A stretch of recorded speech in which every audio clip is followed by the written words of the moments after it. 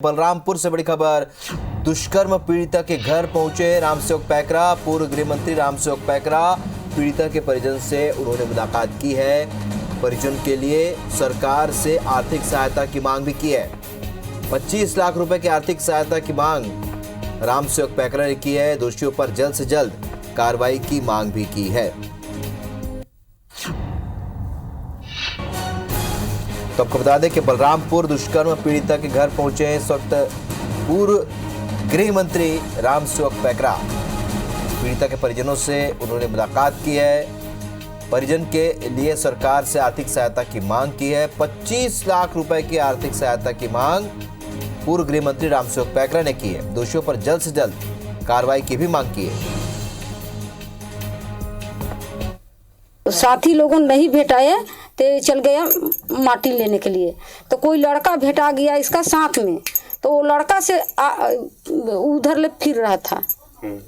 फिरने के बाद इसका ये लड़की के घटना हुआ है। माटी जो घर पोते हैं ना, वो लेने सोचा कि लेके वो आ रहा था, तो छोटू पैनका जो गया और छोटू पैनका का दोबारा फिर मतलब कोई आदमी इधर उधर मान लीजिए, और उसके बाद उस लड़की को दादा भैया गोड़े पैया गिरने लगा, और गिरने के बाद वो लड़का लोग नहीं माने और उसके बाद मार पीट किया जैसा किए होंगे सर। कि ये घटना बड़ा निंदनीय है, शर्मनाक है, और जो पीड़ित है उससे क्यों न्याय मिले, उस दिशा में जो अपराधी हैं उनको कड़ी सजा मिले, ये हमारी मांग है।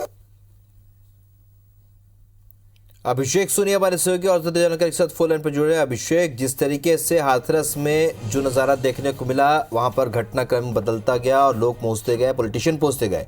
गृह मंत्री रामसेवक पैकरा बलरामपुर पहुंचे हैं, क्या कुछ कहा है और क्या कुछ मांग की है?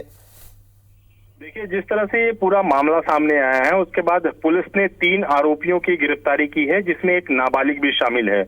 पुलिस का कहना है कि ये तीनों आरोपी जो हैं वो इस घटना में प्रथम दृष्टया शामिल नजर आ रहे हैं, और जिस तरह से पीड़िता ने बयान दिया था उसके आधार पर कार्रवाई कर दी गई है। लेकिन कहीं ना कहीं इस पूरे मामले में राजनीति अब हावी हो चली है, क्योंकि आज सुबह कांग्रेस का एक दल वहां पर पहुंचा हुआ था और पीड़ित परिवार से मुलाकात की और वहां हालचाल जाना। 10,000 रुपए की आर्थिक सहायता राशि भी दी ताकि पीड़िता का उपचार हो सके। और ठीक इसके कुछ घंटे बाद जो भाजपा का प्रतिनिधिमंडल है वो पूर्व गृह मंत्री रामसेवक पैकरा के साथ वहां पहुंचा था, और वाड्रफ नगर में एक विरोध प्रदर्शन किया गया। वाड्रफ नगर में जो भारतीय जनता पार्टी है उनके द्वारा जो शिव डहरिया मंत्री हैं उनका पुतला दहन किया गया, और उसके बाद जो पूर्व गृह मंत्री के साथ साथ जो महिला टीम थी भाजपा की वो मौके पर पहुंची। घटना जो पीड़िता है उसके घर पहुंची हुई थी और उनका पूरी घटना की जानकारी ली, और उन्होंने ये बात कही कि जिस तरह से पीड़िता के साथ घटना हुई है उसमें उसको आर्थिक सहायता दी जानी चाहिए, और जिस तरह से बड़े नेता कांग्रेस के अब तक पीड़ित परिवार से मिलने नहीं पहुंचे हैं, तो उन्होंने जो प्रदेश सरकार है उस पर भी आरोप लगाया और कहा कि जो पीड़िता को समुचित न्याय मिले और उसे आर्थिक सहायता दी जाए ताकि पीड़िता का जो दर्द है वो कम हो सके, उसका उपचार हो सके, और जो इस मामले में एक न्याय है वो मिल सके। तो कहा जा सकता है कि अब राजनीति इस मामले में शुरू हो चुकी है।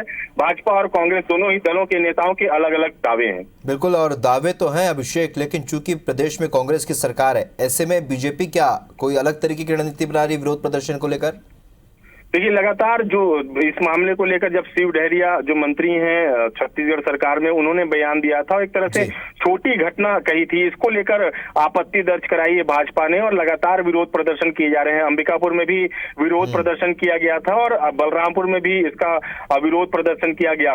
भाजपा का यह सीधा सा आरोप है कि जो हाथरस की यूपी की घटना है उस पर जो कांग्रेस के बड़े नेता हैं वो राजनीति कर रहे हैं, और जबकि प्रदेश में उनकी सरकार है, कांग्रेस की सरकार है, तो इस मामले में 3 संभाग के मंत्री हैं, उन्होंने कोई भी संज्ञान इस मामले में नहीं लिया, न तो कोई पीड़ित परिवार से मिलने पहुंचा। तो कहा जा सकता है कि राजनीतिक बयानबाजी का दौर शुरू हो चुका है और भाजपा इसे कहीं ना कहीं राजनीतिक मंच बनाने पर तुली हुई है। बिल्कुल, और जिस तरीके से हाथरस में जो परिस्थितियां देखने को मिले, अमूमन वही परिस्थितियां बलरामपुर में भी बनती नजर आ रही। इस जानकारी के लिए आपका बहुत बहुत शुक्रिया अभिषेक।